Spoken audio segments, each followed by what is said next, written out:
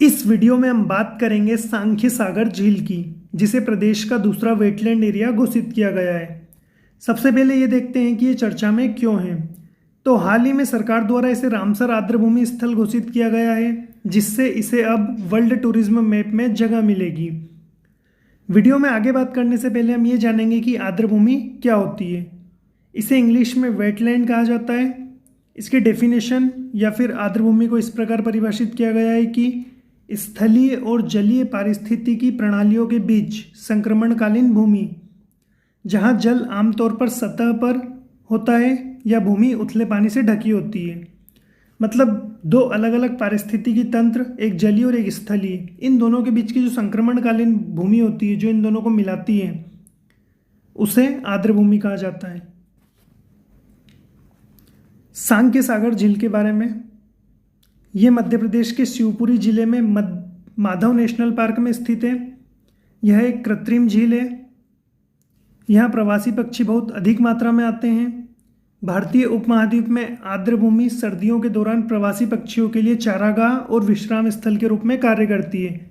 मतलब ये जो प्रवासी पक्षी जो साइबेरिया रीजन से भारत में आते हैं, ये सर्दियों के समय भारत में चारागाह और विश्राम स्थल की तलाश में यहाँ आते हैं। अब आर्द्रभूमि घोषित किए जाने के क्या क्या फायदे हैं सांख्य सागर झील को। तो आर्द्रभूमि घोषित करने से झील को संरक्षित करने और इसकी पारिस्थितिकी और जैव विविधता के संरक्षण में मदद मिलेगी। शिवपुरी जिले को इससे अंतर्राष्ट्रीय पहचान मिलेगी और पर्यटन को बढ़ावा मिलेगा। अंतर्राष्ट्रीय सहयोग एवं सुविधाओं का लाभ मिलेगा। वेटलैंड घोषित किए जाने के बाद इसके संरक्षण हेतु मिलने वाली वित्तीय एवं तकनीकी सहायता में वृद्धि होगी। मध्य प्रदेश सरकार ने प्रदेश के 3 स्थानों को रामसर साइट में शामिल करने की सिफारिश केंद्र सरकार से की थी, जिसमें एक तो शिवपुरी की सांख्य सागर झील थी और 2 स्थल इंदौर के थे, एक यशवंत सागर और दूसरा सिरपुर तालाब। लेकिन अभी सांख्य सागर झील को ही रामसर साइट का दर्जा दिया गया है। भविष्य में अन्य साइट्स को भी ऐसा दर्जा प्राप्त होने की पूरी संभावना है। भोपाल के बड़ा तालाब को रामसर साइट का स्टेटस 2002 में दिया गया था और अब 2022 में सांख्य सागर को यह दर्जा दिया गया। मतलब पूरे 2 दशक बाद प्रदेश को दूसरा रामसर स्थल मिला है। अब बात करेंगे भारत के आर्द्रभूमि स्थल या भारत में आर्द्रभूमियों की स्थिति की। तो भारत में लगभग 4.6% भूमि आर्द्रभूमि के रूप में है, जो 15 मिलियन हेक्टेयर क्षेत्र को कवर करती है। भारत में 19 प्रकार की आर्द्रभूमियाँ हैं। भारत में सर्वाधिक आर्द्रभूमि वाला राज्य गुजरात है, जिसके कुल भौगोलिक क्षेत्र का 17% भूमि आर्द्रभूमि है। ऐसा उसकी लंबी तटरेखा के कारण है। इसके बाद दूसरा स्थान आंध्र प्रदेश और तीसरा स्थान उत्तर प्रदेश का आता है। मतलब भारत में सर्वाधिक आर्द्रभूमि गुजरात में है, फिर आंध्र प्रदेश में और फिर उत्तर प्रदेश में। जबकि रामसर साइट्स की बात करें तो वो सबसे ज़्यादा यूपी में है। हाल ही में केंद्रीय वन, पर्यावरण और जलवायु मंत्रालय द्वारा रामसर संधि के तहत 3 राज्यों की आर्द्रभूमियों को रामसर साइट घोषित किया गया है। मतलब भारत की जो ministry of environment, forest and climate change है, उसने भारत की 5 साइट्स को रामसर साइट्स घोषित किया है, जो अलग अलग 3 राज्यों में है। जैसे मध्य प्रदेश में है एक सांख्य सागर, इसके अलावा मिजोरम में है पाला आर्द्रभूमि और तमिलनाडु में टोटल 3 साइट्स हैं। एक है करिकिली पक्षी अभ्यारण्य, दूसरा है पल्लीकरनई मार्श रिजर्व फॉरेस्ट और तीसरा है पिचवरम मैंग्रोव वन। तो टोटल इन 5 साइट्स को रामसर साइट्स के रूप में घोषित किया गया है 2022 में।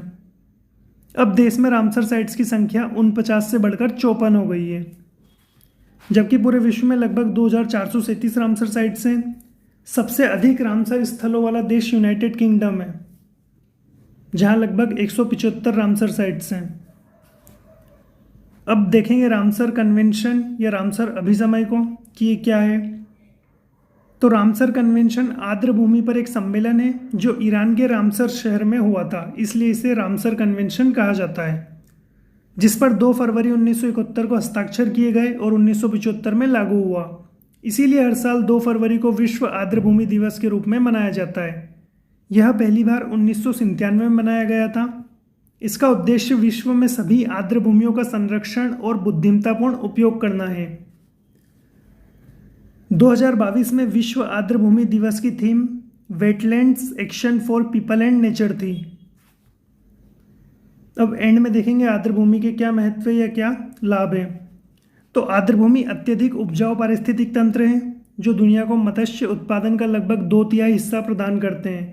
मतलब दुनिया में जितना मत्स्य उत्पादन होता है उसका 66% आर्द्रभूमियों से प्राप्त होता है। आर्द्रभूमि की वनस्पति बाढ़ के पानी की गति को धीमा कर देती है और तटीय इलाकों की रक्षा करती है। मतलब जब तटीय इलाकों में बाढ़ आती है तो आर्द्रभूमि में पाए जाने वाले जो पौधे होते हैं ये बाढ़ की स्पीड को कम कर देते हैं। साथ ही प्रदूषकों को अवशोषित करके पानी की गुणवत्ता में भी सुधार करती है आर्द्रभूमि। दुनिया की 40% प्रजातियां आर्द्रभूमि में रहती है एवं प्रजनन करती है, अर्थात ये जैव विविधता के विशाल भंडार हैं। कई आर्द्रभूमियां प्राकृतिक सुंदरता के भी क्षेत्र हैं और पर्यटन को बढ़ावा देती है तथा कई आदिवासी लोगों के लिए ये महत्वपूर्ण है। आर्द्रभूमियां उद्योगों को महत्वपूर्ण लाभ भी प्रदान करती है। उदाहरण के लिए वे वाणिज्यिक स्तर पर मछली पकड़ने के उद्योगों के लिए अत्यधिक महत्वपूर्ण है। तो ठीक है, इसी नोट के साथ वीडियो का अंत करते हैं। अगर वीडियो इन्फॉर्मेटिव लगी हो तो उसे लाइक करें और चैनल को सब्सक्राइब जरूर करें। Okay, thanks for watching and see you again.